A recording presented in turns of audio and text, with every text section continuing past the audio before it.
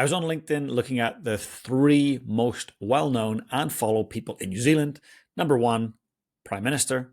Number 2, a guy I'd never heard of, a guy called Sam Browne. So I got curious. Why is this Sam Browne guy so popular in New Zealand? Well, I looked at it. He has built tens and tens of thousands of followers, is deeply engaged on that platform, and understands what we need to do to build our online reputation, to build that connection with people that we might do business with or want to influence on LinkedIn. So I sat down with him in person up in Auckland and got very tactical. How do we do LinkedIn well? How do we build it? And how do we use it to monetize our businesses and our pipelines? So sit back and enjoy this masterclass. The Lead on Purpose podcast is sponsored by NZ Mortgages. Learn more at nzmortgages.co.nz.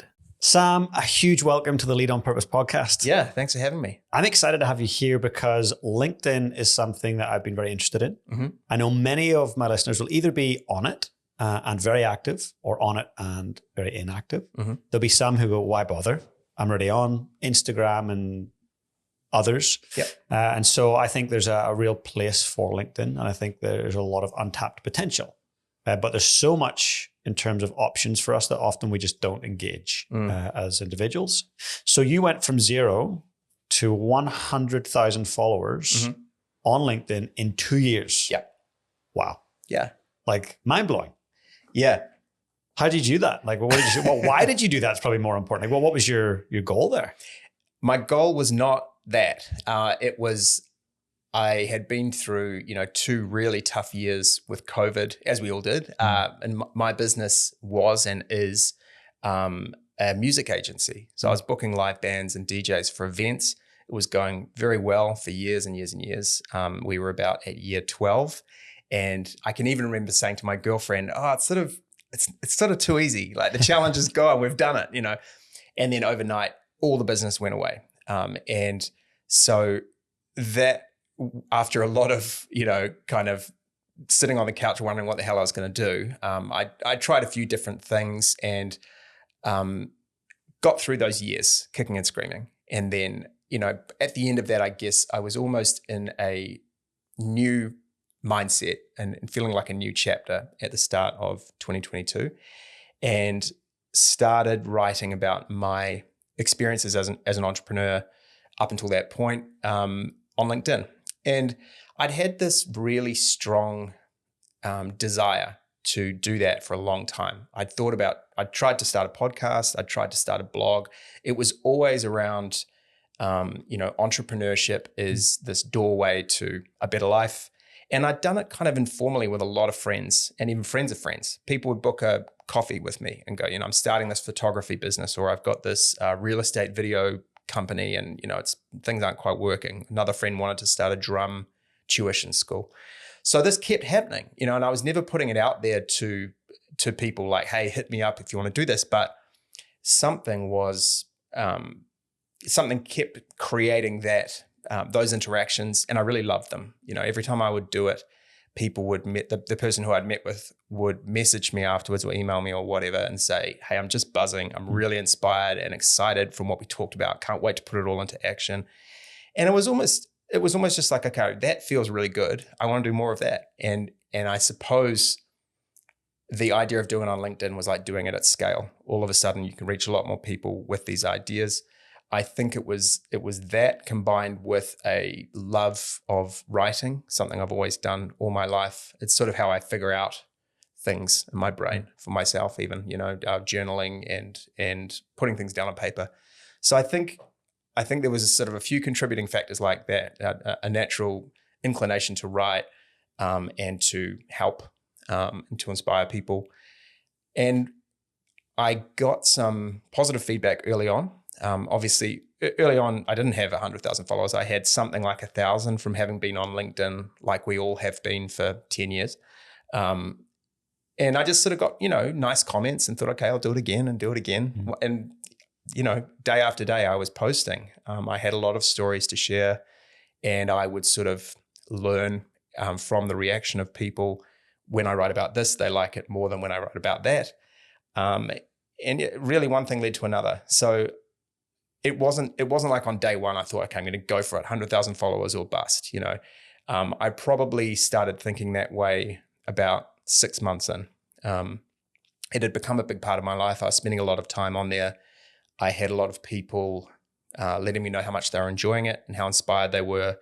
And it just becomes this kind of virtuous cycle, I think, where that just kept building and building and building. And so I hit 50,000 followers after a year and thought, okay, well, if I can do that, I can get to 100 in another year. And that's what I did. Incredible. Yeah. I love the organic nature of it. Yeah. And it's interesting because something came across my desk and it was like top 3 most followed LinkedIn people in New Zealand. Yeah. And it was like Prime Minister Christopher Luxon, yourself, and Simran Kaur. And I was like, Sam Browne, who is he? Need to know him. Like, let's find out. Yeah. I want to sit down with that guy. Yeah. Why do I want to do that? Well, I just see LinkedIn as an incredible platform that is misunderstood and it's undervalued in a lot of ways.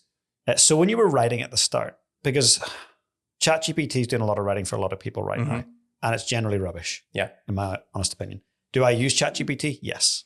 Is it helpful for research? Yes. Is it like a writing assistant? Absolutely. But I don't think it writes great content. So when you were writing 2022, what were you writing about? What was the kind of structure of that? Yeah. Well, first off, we didn't have ChatGPT yet. There was no, obviously AI existed, but it wasn't as commonplace as it was. That really kicked off. I might get the date wrong, but I feel like it kicked off either late 22 or early 23, something like that. And that was quite, it was a transformation. One day there was no AI, the next everybody's using AI is what it felt like.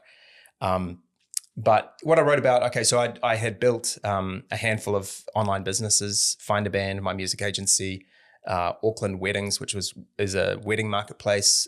We actually did Auckland weddings, Wellington weddings, Queenstown weddings, etc., as a sort of a big SEO play to kind of dominate Google for those cities. And I did that one with a business partner, and I also did New Zealand venues with the same business partner. So I had this sort of events ecosystem, and then Find a Band was the one that I owned outright and was kind of where I made my money. Everything else was almost a means to an end for that. So I had a lot of stories from that. A lot of things I had kind of learned the hard way about SEO, copywriting, design, user experience, sales, marketing, from the point of view of a bootstrap founder. There was never any shortage of ideas. It was almost the opposite. It still is. It's like I am always open to ideas, seeking them out, and then adding them to my little, note in my phone. There's probably 500 things there that I'll never get to. I think Incredible. I think finding the ideas is so much. It's like attitudinal rather than reality. The reality is we all have hundreds or thousands of stories we could tell. You just have to kind of be open to them. It's almost when I get out of my own way with it, I get the best ideas. Like I mentioned before the call, took my dog for a walk up Mount Eden. Every time I do that, I never take my phone or headphones or anything. I get home and I have like 8 things that I need to quickly write down. It's so good. So, yeah. You're inspired when you're in nature and your mind wandering. Exactly. Yeah. Shower thoughts, right? But you just sort of take it to the nth degree. That's amazing. He had a shower thought this morning, come up with a book title. I was like, oh, that's it. I think I've got it. Right. It's funny. It's how the mind works in different scenarios. Yeah. Interesting. There's somebody listening right now that's going, oh, yeah, he did 100,000. He can do that, but I can't. Do you think that it's possible for anyone that's willing and committed to open up and be vulnerable, share stories, share tactics, tools, experiences? Anyone could grow to that. It's harder now, for sure. Okay. It was easier then. The algorithm has tightened up since I started. My girlfriend, who is a social media specialist for enterprise brands, said to me in 22, hey, this is the golden era. Like, you need to make the most of this. You need to be getting people onto an email list. It won't always be this easy. And I sort of went, oh, it's fine. It's great. And she was absolutely right. She's always right. It's still possible. I've seen people do it in 2024. It's about, a lot of factors. So the things you mentioned are the types of things to be thinking about. The thing about vulnerability is an interesting one. When I speak to clients about that, often they'll say something to the effect of, I'm not sure what I should share. I don't know if this is too personal. And my advice around that would be, if it feels uncomfortable in any way, don't share it. You get much more aware of how far you want to go, how much you want to share. So for example, I would share how, business failures that I've had. I might share a story around that. And I'm sort of comfortable enough now on that stage, if you will, to share that without any fear. It's like I don't have any emotional reaction to that whatsoever now. I'm kind of immune to it. But I doubt I'd be comfortable writing that on day one. Yeah. Makes sense. And in terms of writing, I mean, I read a lot, books, magazines, social media, but a lot of the time I'm like, no, and I flick through and I don't engage. But sometimes there's something that catches me and I haven't went deep enough into the psychology of why. And I guess social media experts will call that the hook. How do you get someone's attention? How do you hook them in? So in terms of what you've seen work, in terms of getting people to actually stop, read, engage, is there a certain way that you start when you're writing in terms of hooking people? Yeah. Okay. So this is like a big topic. Yeah. We love this on LinkedIn. So we talk about hooks, and hooks means different things, but the kind of quintessential hook of LinkedIn is the 2 lines of text that you see before you click see more and you sort of open up the entire post. And the way I approach it now, after trying a lot of things and seeing what works, and I've created a digital product specifically around hooks. So this is something I spend a lot of time thinking about. I think about human psychology triggers. So I will use things like, it's always about desire and curiosity. So I will use things like greed, fear of loss, scarcity, curiosity. So an example, I might do, the first line might be curiosity. I might say something like, this really surprised me. Okay, that's intriguing. And then I might say in brackets, and it's earned me $10,000 every month for the last 6 months. So that would be greed. So I'm saying to you, if you read this, you too can have this outcome.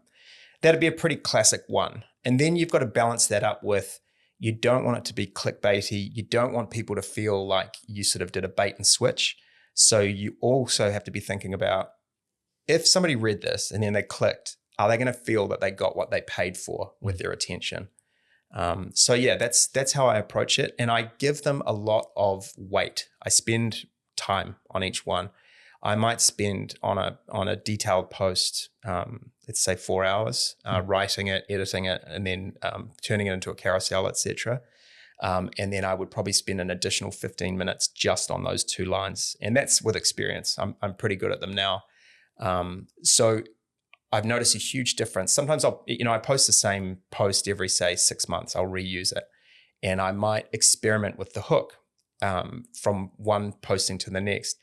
And it's incredible what a difference a good hook can make versus a mediocre one. You could be getting double the engagement, triple the engagement just because the hook was better. Wow. Yeah. I love that you talk about people's attention in terms of get what they paid for. Clearly they're not paying any money, but actually they're paying with one of the most precious things, which time and attention. Right. So I love the way you see that. And you talk about, say, carousels. So you've got the text, you're writing descriptions, you're writing the body, got your hook and in the body. When you talk about carousels, are you putting text on those, or are they visual carousels? Yeah, they're text. Yeah, they're a carousel. If you haven't seen them, think of it like a simple kind of a book. So you'll have a cover that may or may not have an image. You will have your title in big bold letters. You might have a subtitle, and that's another kind of hook. If you nail that title page and the title image, that is going to get more attention than if you phone it in or you kind of miss the mark. And then the sort of bulk of the carousel is going to be pages of text, like a book. Yeah. So I guess you could say like a mini ebook, something like that. And there wouldn't be a lot of text, I imagine, on each of those slides of the carousel. It would be quite like quote-esque almost. Correct. Yeah. You want to keep it, at least my approach is no more than 4 or 5 lines per page. And anywhere between kind of 3 to 5 lines is ideal. And the reason for that is you are constantly trying to make it as consumable as possible for the reader. You want them to forget their reading because it's so simple. So we're constantly seeking with social media low cognitive load. Make it easy. Serve it up on a silver platter for them. If they feel like it's too hard basket, there's a wall of text, they've got to squint or, zoom in or whatever, you've lost the battle. Interesting. And when you're writing the post itself, is it quite lengthy at times? Yes. Okay. So don't shortchange that. Or do you think there's a balance between sometimes you're doing short form, long form? Yeah, I've done a lot of long form stuff. I haven't done a huge amount of very short posts. They can all work. It depends on the person. I think the kind of overarching advice would be keep it brief. It's social media. It's not a textbook. The way I would approach like a social post versus an email newsletter is different. I would go into more depth on the newsletter. The social post should be, as I was saying, sort of simpler, simple to consume, no effort required. Somebody reading your email newsletter where you maybe do a deep dive on a topic, they have, agreed to the contract of, I like what you're doing enough that I'm going to give you my email address and maybe read the emails that you send. So it doesn't make sense for those people to just read like a social post in their email. That's where you can go into greater depth. So on the other hand, I've done lots of posts where I will walk step by step through a process. As long as you provide a lot of visual accompaniment for it, that can work okay. You lose people when you just have page after page after page of dense text. Even if the topic and the content is interesting, people just will not put the effort in. I like that. And in terms of like imagery, so photos of yourself or your team or videos of you, let's say you're a salesperson and you're an auctioneer. For me, I'm often speaking from stage. Is that stuff appropriate for LinkedIn? Is there a way to package it where people will engage with it? Or is that a bit kind of peacocking? No, video is big. Video has been really prioritized by LinkedIn over the last 6 months. When I started, so nearly 3 years ago now, it was people were not really sure how to take on video on LinkedIn, and there were sort of arguments: is it worth it at all? It's not something I've done yet because of the sort of technical requirements of doing it, but I have seen it work really well for people. And the good thing about it is, of course, you get the whole human. You get to see the body language. You get to hear the accent, all of those little subtle nuances of human communication that you don't get from text alone. So it's maybe not that helpful for me to say this, but different things work for different people on there. You could go all in and do nothing but video and succeed. You could do no video, which is what I've done, and succeed. You could write long posts, you could write short posts. It depends on the person, it depends on the approach. Like, I don't use a lot of photos of myself. You'll see people who've come from Instagram, where they're really good at that and comfortable with it, and they have a large library of images of themselves. That can work really well for them. The better looking you are, the better that works. So, I'm screwed. I better cut out the images. Yeah, it tends to be the sort of 25-year-old, social media manager, and she'll have a lot of followers as a result of doing that. So, it's different strokes for different folks. That's cool. Yeah. And is it about pick your one thing instead of diluting your focus and saying, hey, I'm going to do videos and I'm going to do images and I'm going to do carousels? Do you think it's worthwhile going, no, I'm the person that does that? I wouldn't worry about it too much. You can change tack anytime, and people don't care. That you're as good as your last post in many ways. So you could do text for a year while you kind of get up to speed on LinkedIn, and then think, okay, I've hired a video guy, and now I'm going to do videos, or maybe I'm going to do videos and text. That's fine. Maybe your audience would say, hey, it's really cool you're doing videos now, but you don't have to sort of commit to a format and say, this is it. And similarly with your niche, as in the topic that you write about, ideally you want to drill down on a particular one and be known for a particular thing, but you will always see people pivoting as they sort of dial that in over time. So an example could be, somebody could start out talking about marketing and then maybe then think, okay, actually, no, I'm going to talk about copywriting. So a subdivision of marketing. And then finally they might say, I'm going to be the person who writes about copywriting for email newsletters. And when you get that specific, all of a sudden, people who are looking for that exact thing go, okay, that's my guy or my girl for that thing. I've read her last 9 posts and they're so good, and she shares so much about copywriting for email marketing, and I need email marketing. So I'm going to book that call. Makes sense. I want to zoom out for a bit because I've zoomed right in. I've got really into detail. I'm loving it. But zooming out for a second. So my personal LinkedIn, I'll see if my team can maybe just show that on for those that are watching on the video content right now. For the audio guys, you can head across to YouTube and check it out. But so let's say on my profile, I'm James Laughlin, an individual, essentially a personal brand approach. Yep. I've also got a leadership company where I go and deliver high performance leadership to corporates and small businesses. I'm a keynote speaker, which kind of ties into that. But then another separate entity is the podcast. So I've decided I don't want to have a podcast LinkedIn page, and I don't want to have a James Laughlin leadership page. I just want to have the one. Yep. Am I silly? No, that's the way to go. So I frequently get asked by clients, how do I grow my personal brand, my own page, and my company at the same time? Or should I focus on my company page? Because, we want to make money here. We want to do business. The answer is always focus on the personal page. It's fine to have a company page that you could potentially send people to where maybe you've got case studies and stuff, although really for various reasons, you're better off just sending them straight to your website. LinkedIn are sort of hell-bent on keeping you on the platform and not sending people to other places that aren't LinkedIn. So yeah, you want to just focus on the personal brand. What people will follow on LinkedIn is people. So they'll, maybe you share a series of posts about being a speaker and your journey with that. And then you might share something about, this happened with my kids this morning and it reminded me of this. So you should, maybe you have a mix of what you know and are expert at and your life outside of work.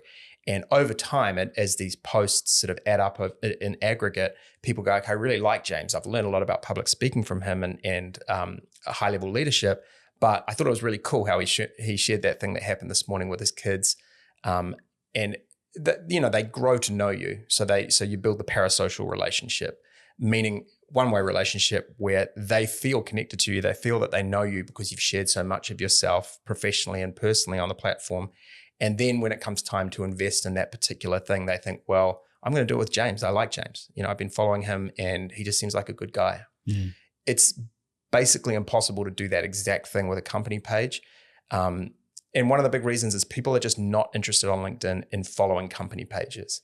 There are exceptions. HubSpot has, I want to say, 4 million followers or something for their company page, but that is the rare exception. You won't see any creators really trying to simultaneously build a personal page and a company page. They just go all in on their own page. Such a relief for me to hear, to be honest, Sam. That's a lot less work ahead for me. Right. So I'll keep zoom out. I'm dying to zoom in again, but stay zoomed out. So I run a podcast. I get legends like you on the show. I then have thought leadership around high performance and mindset. Obviously work with corporates. I'm a dad. I'm a partner. Like there's all different parts of my life. So what I'm hearing is you're saying, James, you can share it all on there, provided the context is that it adds value to my ideal potential customer or follower. So how do I do that successfully? So for example, video. I'm imagining me putting a YouTube link on LinkedIn. Bad idea. It's taking people off. But let's say this, somebody's watching this right now on LinkedIn as a raw file that's been uploaded, embedded. Yep. Is there a way for me to start getting the podcast more engaged with my followership? Is there any advice you would give me on that front? Yeah, I've been featured on a few podcasts and I've tried to figure out how best to kind of, I try and pay back the person who's hosted me by doing a post about it. And what doesn't work is for me to say, oh, hey, I was on James's podcast. Here's the link and here's a picture of us talking or something. What probably would work best and what I'm planning on doing going forward is to get a transcript of the podcast through an AI tool, pick out the, let's say 4 to 8 nuggets of things that we discussed that I think my audience is going to find really useful. And essentially kind of, advertise how great this podcast is going to be. It's worth the hour or what have you of your time because we cover these 8 things. So you could almost give value in the post of here's a summary of what we talked about. And it would act both as, valuable content, hopefully, and an advertisement for the podcast itself. In all honesty, it's fairly hard to drive people from LinkedIn to listening to a podcast. When I do it, it's not particularly high performance because it kind of requires a bit of a lift. It's like, okay, that sounds pretty good. I've got to click this link and now I've got to listen to this thing for an hour. unless they were planning on doing that exact thing.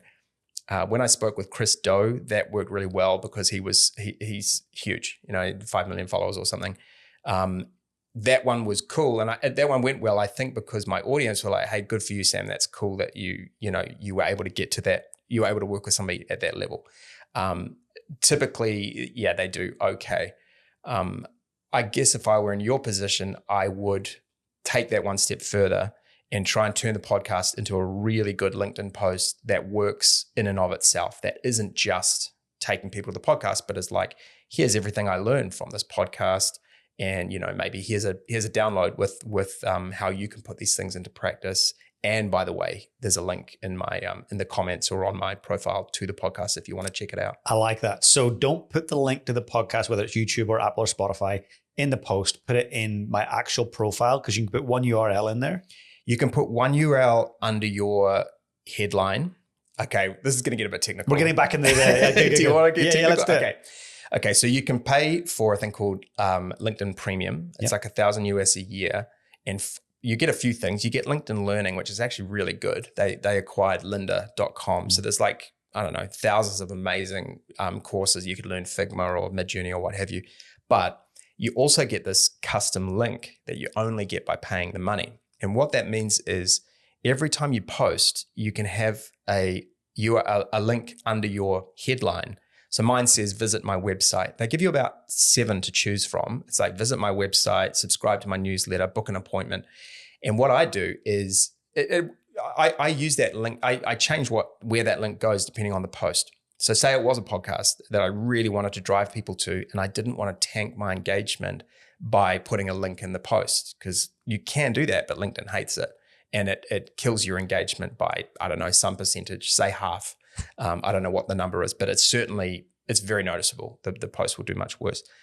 So instead, if you're saying, hey, listen, I've done this podcast, here are the things we covered. And if you just scroll up to the top of the post, you can click visit my website. It'll take you straight to the podcast.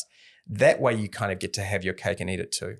So you won't suffer any algorithm punishment, but you do have that external link. It's awesome. And you talked about the download, because often I'm speaking with people that have amazing tactics that a listener could implement in their business or their life. So the download aspect, that would be the same thing, get them to go up to a link rather than put another link in there. So just get them to go up to visit my website, and that will take them through to... Yeah, so you get that link under your headline, which is at the close to the top of your profile. You get it, that the link shows up every time you post, and then separate to that, you have your featured section. And that is just on your profile. And that is kind of where it's almost like LinkedIn are like, okay, we know you want to have some external links, just put them in there. That's fine. So that would be where you might put, if you want to book a call with me, click this and take you straight there. Or if you had like a digital product, if you want to buy my course or download my book, you might put that there. And I generally advise clients, put 1 or 2 things there. You can put, I don't know, maybe unlimited. You can put a lot of things there, but the more of them you put, the more you kind of water it down. Having 1 or 2 looks really good, and you get a big chunk of real estate as well. Makes sense. Let's talk about real estate for a second. So we're looking at the LinkedIn landing page or homepage, your profile page, and we'll make sure again the team puts this on for people to see. So you've got a little thumbnail photo, you've got a backdrop photo, you've got a little bit of description of what you do, who you serve. You've got an opportunity for a URL in there. There's probably a few other things, but at a high level, that's kind of what I think of. So structure of that. How important are these different elements? Yep. What do we do? How do we set up a really clean and magnetic LinkedIn profile so someone goes, yep, follow? Yeah. Okay, I'll take you top to bottom on how I would do it. So the first thing is the mindset I have when I do this is like a landing page for a business. So the very first thing you've got at the top is your banner, and that is only an image. So you can't click it and go anywhere else, but you do get a big space for this image. So you can do whatever you want on that image. And what I tell clients to do is make it clear who you work with and the outcome that you achieve for them. So mine says something like, I help founders build a profitable personal brand on LinkedIn, and nothing else. And that's on a one blank color Correct. background. Yes. So I'm way off on that so far. So I've got me on a stage speaking. Yep. in the distance. Yep, And that's then common. Yeah, I bet it is. Everybody's like, look, I speak on stages. Yeah. And I was actually a brand strategist and said, yeah, you should do that. And I was like, okay. So got that. And then along the bottom of that image is companies I've worked with, New Zealand Army, That's Colliers, a good thing. So you Air want New that Zealand. social proof. So I have that too. So I usually like to have, if you have social proof, for sure include it, and just make it really clear. So what happens a lot is people overcomplicate it in terms of like, here are the 8 things I can do. I'm a consultant and B2B this and da. And if you're everything, you're nothing. You want people to quickly be able to say just from the banner, okay, I get it. And really the idea with the banner is, I get it and I'm ready to continue down the page. So, I think of it as, if we think of it like a movie, this is the movie poster. Yeah. You just get an image and you might get a small line of text. You don't get the trailer. You definitely don't get the full movie. Next thing is your profile picture. You want to have a well-lit, smiling headshot. You don't want half your body or your whole body on stage. Sometimes people do, because most of the time when it's viewed, it will be very, very small. So what I advise is well-lit headshot with a bright color behind you. So I've got like a bright orange in the background, and it's just like headshot only, and it's professional photograph up close, nothing fancy, but just like professional. Exactly. That's it. So that one's pretty easy. It's pretty kind of black or white what you should do there. So I get a little tick on that one. You get a tick on that. And then you're suggesting that backdrop photo, I should be considering, get me off the stage, put a blank color that complements. It doesn't have to literally be blank. People use gradients or graphics and stuff. Okay. Mine is just a single color. But yeah, there's lots of variations, but certainly what I wouldn't tend to do is have a photo of yourself. And if you are going to have a photo of yourself, make it relatively close up. Like maybe, from the waist up or something like that. You're kind of asking too much of the reader or the prospect if it's like you in the distance. Okay. Yeah. And in that text, so for example, I go into companies where I'm helping deliver high performance training. And sometimes that's to their, sales brokers. Sometimes that's to back of house and admin, but helping them become high performing at their role, whatever that might be. There's then senior leadership consulting where I'm working with executive leadership teams. And then of course there's keynoting. So essentially what would I put up there? Do you literally write in that banner, I help, and then insert the type of person, achieve, insert the outcome? Or is that a little too kind of, I don't know, in my industry, is that a little bit off-piste? Right. You don't have to literally do that, although you can. Okay. You could say, there's lots of different ways you could approach that exact statement. The point is that somebody reading it gets it. And what you don't want is for people to go, well, is he a keynote speaker or a coach or a consultant or a sales coach? Or, if they're asking, or if it feels like you do 4 things and each one is given equal weight, it dilutes the power of it. And that's really common, and something that people struggle with, that I struggled with, is, they're multi-dimensional beings. They're not just one thing. But ideally on LinkedIn, you do want to say, here's the thing that I most want you to know about me. So if I use myself, I have this music agency that I operate outside of LinkedIn. I don't really talk about it at all on my profile because there's no value to the prospect of combining that with, and I also am a LinkedIn consultant. As far as they're concerned, I am a LinkedIn creator 24/7. And that's all I sort of need for them to know.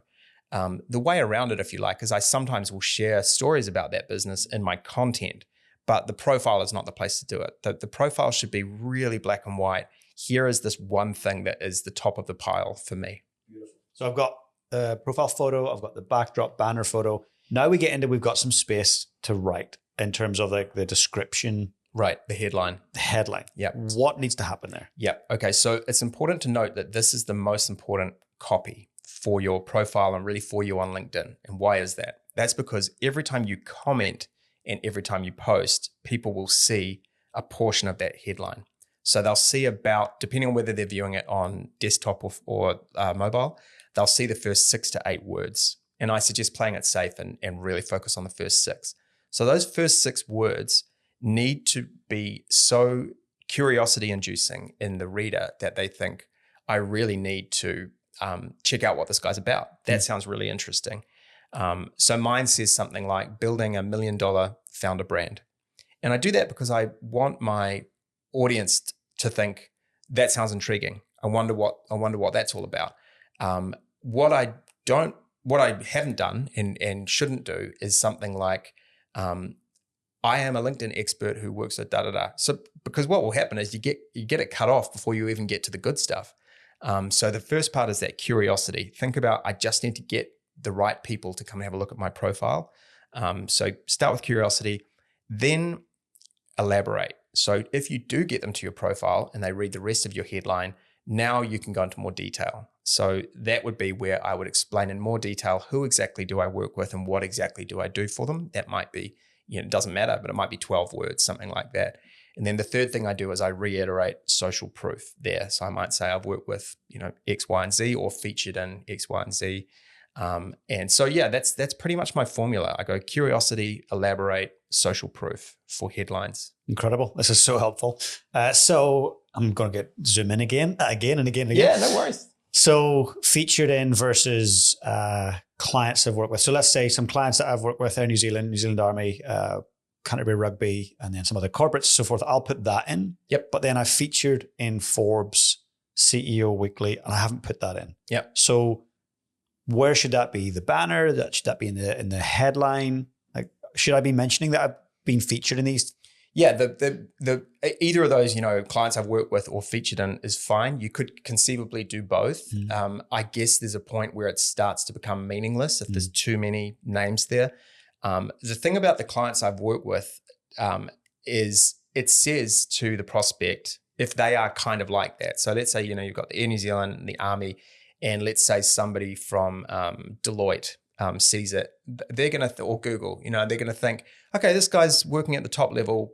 He's a comfortable choice for us. There's social proof there that he has already worked with these big brands. It's a safe bet that we should at least talk to him. And that's kind of what you're shooting for. So, when you're putting in, here's who I've already worked with, you are broadcasting, if you are a bit like this, you should probably talk to me. I like that. And I guess from my end, I do talk a little bit about what I do.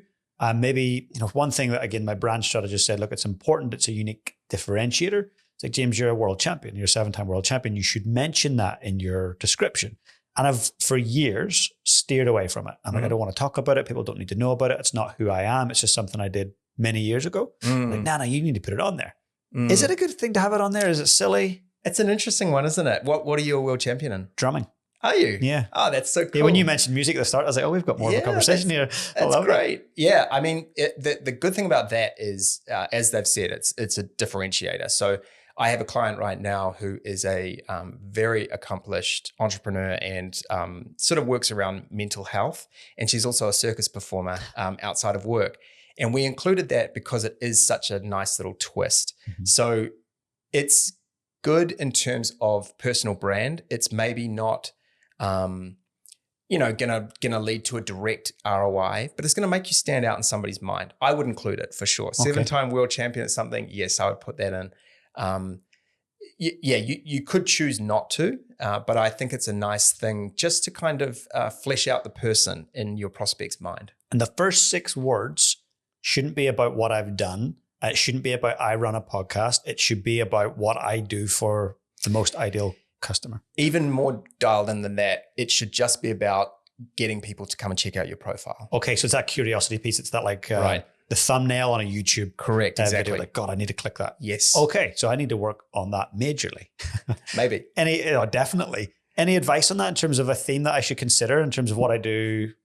Like any suggestions? Yours is amazing.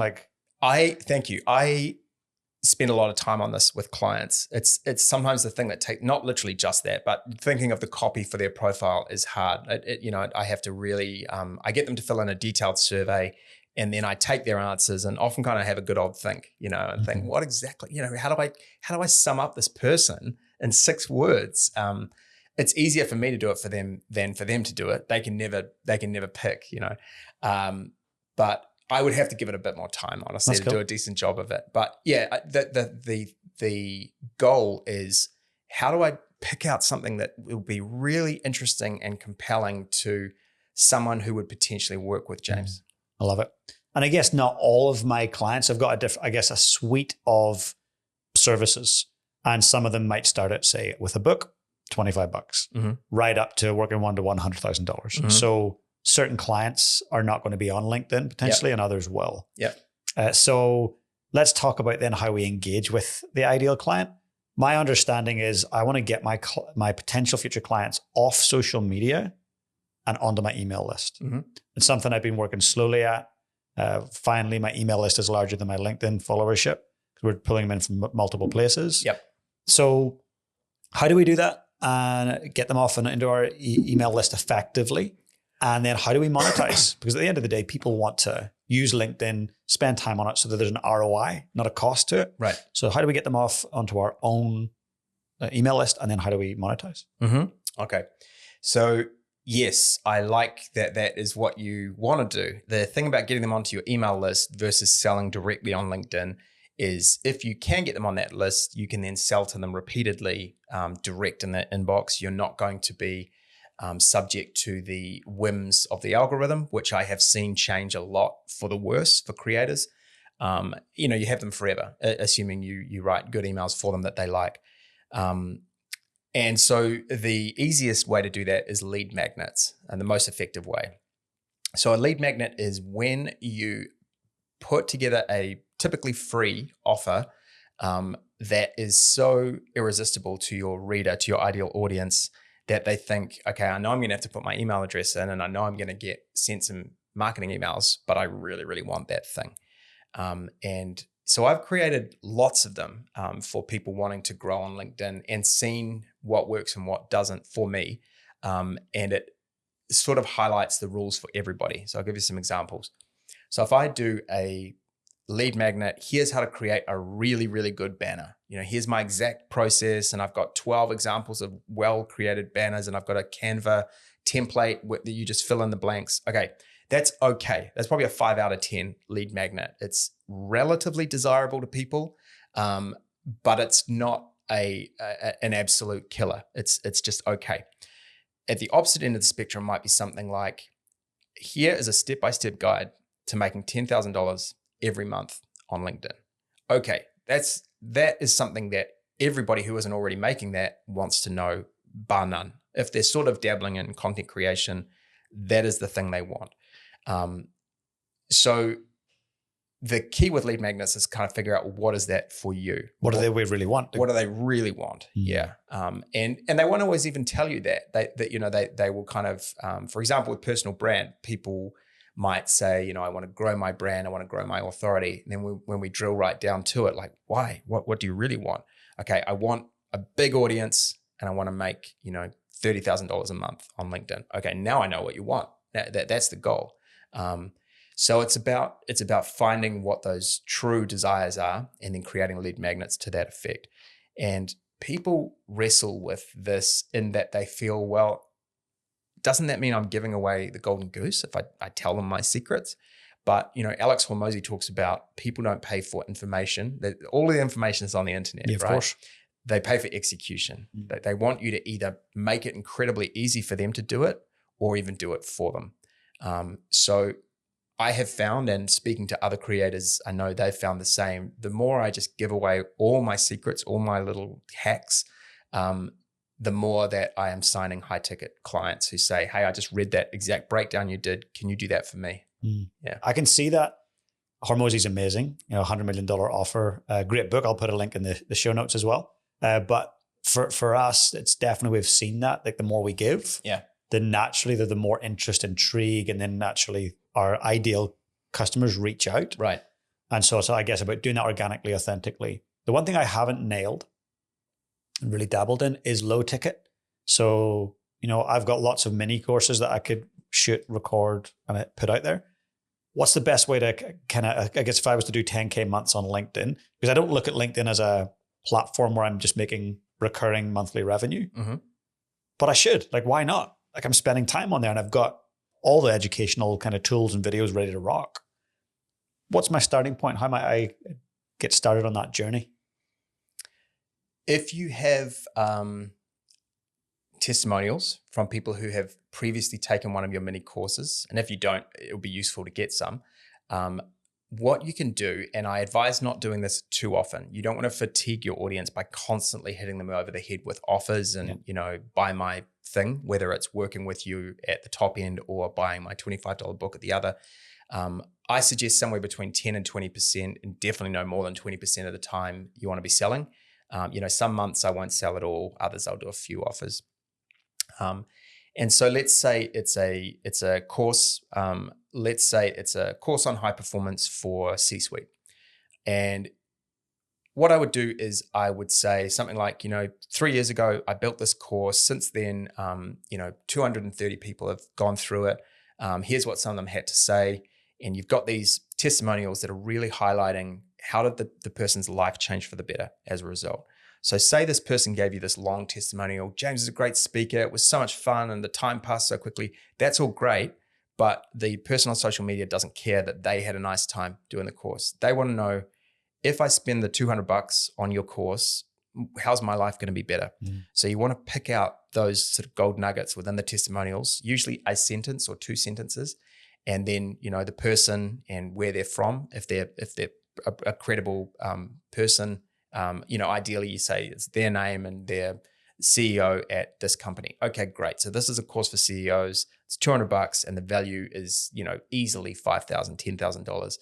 And you just sort of repeatedly hit on that. You might do, 6 to 8 testimonials, something like that. And then if you wanted to really push it, you might say something like, for the next 48 hours, I'm going to offer the course 50% off.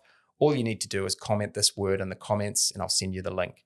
And again, it needs to be something pretty desirable. It has to be something they actually really want. It won't just sort of work because you want to sell stuff.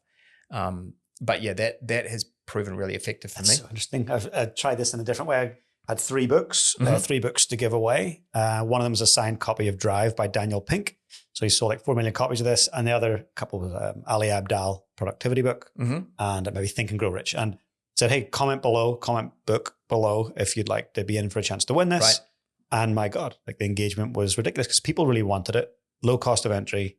And then of course I can send them a link to enter that, which is, hey, join my mailing list. And That's interesting. I've never done that. And that went well for you, huh? Very well. Yeah. The trade-off with something like that is who is willing to do that?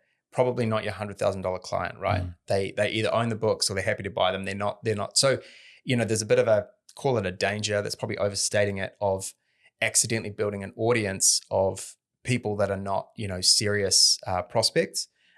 That's been something I've learned the hard way to some extent. A large portion of my audience are people who are just looking to grow on LinkedIn and not willing to pay a single dollar to do it. They're just in the comments. They're downloading all my free stuff. But when it comes to like, hey, do you want to buy that $50 thing, $100 thing, or work one-on-one with me? No, can't afford. So you'll often see people on LinkedIn who've been on there a few years saying, look, don't worry so much about a huge audience, worry about building the right audience. Be making content focus on content that the people you really, really want to work with are going to find interesting and useful. That's how you get your inbox filling up with ideal fit clients who have the money to work with you. Makes sense. I often think about, it's interesting. You can watch political leaders do this now. They're on TikTok. So you get a 50-something-year-old political leader on TikTok saying drip and no cap and Riz. I'm like, that's interesting. That's not their ideal. That's not a voter that they're speaking to. Yeah. But in like 2 to 3 years, some of those 15, 16-year-old people will be voting. Yes. Do you think to some regards a personal brand should be considering like a long tail in terms of I can be talking to, or say, for example, the book giveaways? Do you think it's important for me to be going, the person that maybe gets the book now could be the $100,000 client in 5 years? Maybe. Yeah. I think it's a bit of a stretch, honestly. Maybe they'll stick around and they're like, hey, yeah, I remember that guy did that book giveaway when I was just a nipper and now I'm a serious business person. I would be focusing on who you want to be talking to right now. Yeah. All in on that. The example you gave, to me, that is kind of the antithesis of a personal brand. Yeah. There needs to be a large dollop of authenticity, who you actually are, rather than, talking about things that you in a way that you would never talk outside of social media. I'd say that can do as much harm as good. When you see a politician do no cap, you're like, come on, dude, you never speak like that. Right. You know that they've got some millennial advisor in their ear going, okay, you need to say no cap. This is what it means. It's like, oh man. It's cringy for sure. People are not stupid. They can tell if it's the real person or if it's, I'm doing this for their engagement. Can I share with you one of my biggest weaknesses? Mm-hmm. So I did the Clifton Strengths personality assessment. And my number one strength was harmony or harmonious. I don't know what they call it, but harmony. Mm-hmm. So it says, I seek harmony. I want to keep positive relations. And it's very true. But also it's massive weakness. They call it strength, but it's a massive weakness. Why? I often sit on the fence. I often don't speak my mind.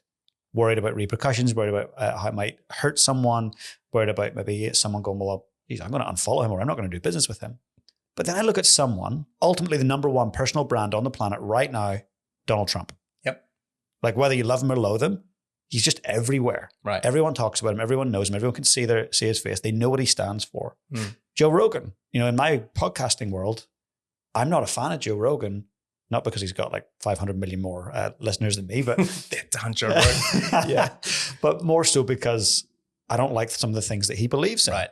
He's pretty polarizing. Mm. I see this as a big weakness for me in that I don't really have any polarizing views that I express. Do you think on LinkedIn that it would be helpful for me to be a little more, hey, I'm on the right-hand side of the fence or the left-hand side of the fence today. This is what I believe in. This leader that said this things, I talk about leadership and high performance. Mm-hmm. The fact that they did this would highlight X, Y, and Z. Here's how my thoughts on it. Here's how you might consider it in your own leadership. Mm. Is that dangerous or is that wise? I wouldn't say it's dangerous. I think it's a choice. I've read a lot of people saying something to the effect of, you need to pick a lane. You need to be known for I'm this and not that. I haven't gone out of my way to be polarizing. And, for example, I thought about doing a sort of a satirical post in the lead up to the election. I'm like most people, I guess, in New Zealand, I'm very much anti-Trump. I think he's terrible. And it's amazing to me what happened. And I didn't post about it because I thought, I guess I was thinking, do I need to insert myself in this conversation? Is it my place?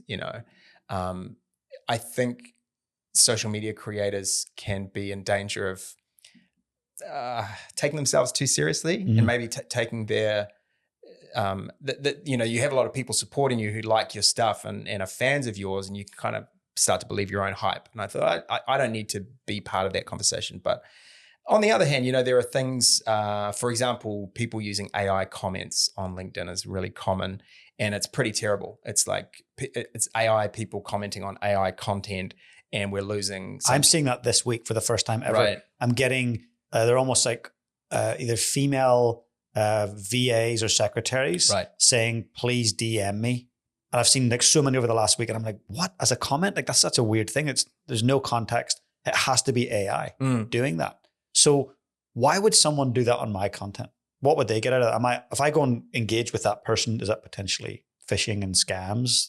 No, maybe, but it's the primary reason people are using AI comments, and sometimes it is literally a combination of VAs doing their comments, so it's almost like a human AI, and sometimes it's VAs doing AI comments on behalf of the creator. The reason they do it is for growth. So if they're putting out 5,000 comments a day, we were talking earlier about the headline and how that interesting part at the beginning of the headline gets you over to the profile. If you have thousands of comments going out a day, a percentage of those people are going to go and check out your profile. Then they might see you've already got 280,000 followers and think, oh, you must be legit. And I've seen people grow huge audiences with just junk content just through kind of abusing that power. The thing with doing it is you don't, in my opinion, really grow and this is actually to your point about polarizing opinions. This is a polarizing opinion I have. If you are growing a huge audience on LinkedIn, kind of using cheat codes like that, ultimately it doesn't really serve you, because when you get in a situation like we are now, you don't really have anything to say. You've just grown this huge audience who, are probably themselves looking to grow their audiences, but they're not seeking out high quality content. So yes, you might have a big social media audience and you might even be able to turn that into cash, but you're not going to get invited to speak at things. You're not going to get invited on podcasts. You're not going to get these interesting opportunities that you will get if you do it the hard way. Do it the right way. Yeah, as the Stoics say, right way, right now. Right. It's interesting. So comments. You put up a post and someone comments on your post. Let's say you get 4 comments and you posted it 7 minutes ago. should you be getting in there, liking, hearting, celebrating, commenting back right away? Is it about boosting right away in terms of algorithm? Or is it like the old idea of milking it? So do one love or like, respond, and 24 hours later do the next comment, and spread it out? Is there any strategy around algorithm, or is it, just be normal and respond to them all right away? And I usually respond to them as they come in, and I usually kind of pay them back for however much effort they've put in. So if somebody says, "Great post, Sam," maybe you said that, I might say, "Cheers, James." I've paid it back. If you comment, "Great post, Sam, this reminds me of back in, World Championship drumming attempt number 7, when my stick broke and right on midnight and and you write this great post, and it's genuinely, contributing to the overall experience. Or even if you're just trying to contribute, even if it's a bit off on a tangent, a person like that is so valuable to you as an audience member. So, I call these people content amplifiers, where they're showing up and they are reading your stuff, having a think about it, and then writing their thoughts. That's how much they appreciate what you're doing. So that person, I will, as much as time allows, I will repay them with a sort of an equally in-depth response within reason. If they've put 3 paragraphs, I might reply with a full paragraph of, "Hey, James, that was great. So interesting. Amazing that you made it 7 times to the world champions." Because I know that person it's going to really count for them that this big creator that they follow took the time. People say that to me all the time. I really appreciate that you took the time to do that, because a lot of big creators don't. That they're kind of the audience are a means to an end for them. Often they themselves are quite divorced from the whole process. They've got a team. They may have contributed to that, but somebody might have written it. Somebody else did the imagery. Somebody else scheduled it, and then a VA is replying to the comments. And I don't know, I feel like you can tell to a certain extent. Yeah, 100% you can. And you get to 100,000 followers or north of that. Do you need someone to help you with responding to comments on your team? It's getting to that point. Yeah. So I have an amazing right-hand woman who helps me with my music agency, Sophie, and she's kind of, my de facto content editor now as well. Cool. She's, maybe a few months ago, I said, "Hey, the social media thing's getting kind of out of hand. I'd love for your help with it. Are you okay with that as part of your job?" And she was all for it as a great learning experience. So that's been a huge help. I do at this point still manage all my own comments, and it is time consuming for sure. But then it also is relationship building. I'm certainly aware of the people that show up day after day, liking and commenting. You really only need a relatively small number of people who really like your stuff to have an outsized effect and an outsized ROI. Interesting. So look for the people who love what you do, and genuinely, wholeheartedly engage with them. Right. Yeah, I can see some, like Robin Sharma comes to mind. He's really good at that. Or if he has a team member doing it, that they're great at that, engaging with people who genuinely show him some love. Right. That's brilliant. Recommendations on LinkedIn. Are they helpful? Do they do anything to boost your profile, boost credibility? Should we be requesting recommendations, like from other people that we've served? Yeah, it's not something I have spent a lot of time thinking about, honestly. I think there's definitely no harm in it. It probably depends on your type of business. It's probably a good thing. I honestly haven't done a lot with it. Testimonials for sure are valuable. Case studies are valuable. But I tend to put that sort of thing in my content when I'm selling.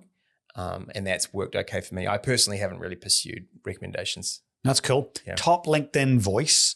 I often get asked to comment on leadership and high performance, and I'm just like, they must be asking 100,000 other people to comment on this stuff. But people are saying, "James, respond to that. Give your ideas and your thoughts, and you'll become a top LinkedIn voice." What does that mean? Yeah. Like for me, it's a bit like, well, what even is that? Is it worth me pursuing it? Does it carry any weight? What's your thoughts on that? Okay, so there's 2 separate top voices. There's sort of the genuine top voice where you get the little badge, the little blue LinkedIn badge. And that is, a very exclusive club that I think once you get it, you keep it forever. Wow. And it's certainly long-term. And it really puts you in relatively rarefied company. Whereas there's this other one, which is the yellow, I'm a top productivity expert or something. And what they're doing is they created tens of thousands of AI generated articles. So let's say it's one about public speaking. And they might say, oh, James, you're an expert on public speaking. You're one of the few experts that we're asking to contribute. Exactly what it says. That's exactly what what they it do. says. They get you. And so, they'll ask you these questions for this productivity AI post. And what it is they're trying to build like a huge database of SEO content. And they're doing that to get as many people to LinkedIn, off Google, through writing these articles. So they're basically leveraging free labor and bribing you with this bullshit badge that you actually lose after 6 weeks anyway, So it's ridiculous. That's why I've sensed that and I haven't engaged in that because I'm like, this feels weird. Yeah. Yeah. It doesn't do much for you. Trust my gut. Yeah. I mean, it on the other hand, other people will see when you've done it who are outside of your network, but I wouldn't put a lot of stock in it. I mean, if you can knock something out in 10 minutes, maybe. But yeah, I personally don't do it. No, I'm glad to hear that. And so for the listener or the viewer right now that's thinking about their personal brand, I'm going to ask them to do something and go down into the show notes right now. And we will have your LinkedIn profile. We'll get them to come, probably the best place to find you. Yeah, ideal. Awesome. And if they want to dabble a little bit, have you got some free content that they can experience some of your work on your LinkedIn profile? Yes, I do. Yep. So there is a link to my Gumroad page in my featured section. And I think there's 3 free guides there on the sort of stuff that we've been talking about today. There's some paid digital products. There's sort of a complete collection of all my best LinkedIn posts. There's the hook book, which is a collection of 50 hooks, some other bits and pieces. But yeah, the best place to start would be go to the LinkedIn profile and see what grabs you. And even if they just want to follow along, I write about what we've been talking about, 24/7. So I love it, Sam. I really love it. Good. Someone who's a founder who's doing great things, who wants to actually fast track. Yep. Do you have in 2025 room to open a conversation with them around working one-to-one? Yeah, that's right. Yep. So I work with about 5 founders a month. I cap it at that because it's, I put a lot of time into each one. There's a link for that on my profile as well. Or they can just DM me and say, hey, I'm looking to grow my audience and come on LinkedIn. And we can take it from there. Amazing. One last question for you. Yeah. Pretend that we fast forward many years into the future. You're highly aware that it's your last day here on Earth. And someone young who you love dearly comes into the room and they say, hey, Sam, how do I go about leading my life on purpose? What would you say to them? Oh, golly. So the meaning of life, in other words. I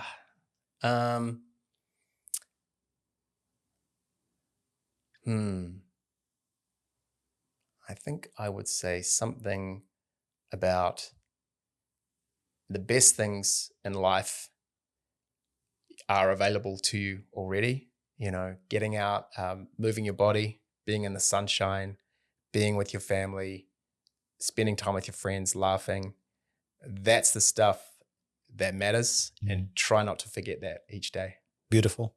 Sam Browne, thank you so much for joining me on Lead on Purpose. Thank you. Pleasure. The Lead on Purpose podcast is sponsored by NZ Mortgages. Learn more at nzmortgages.co.nz.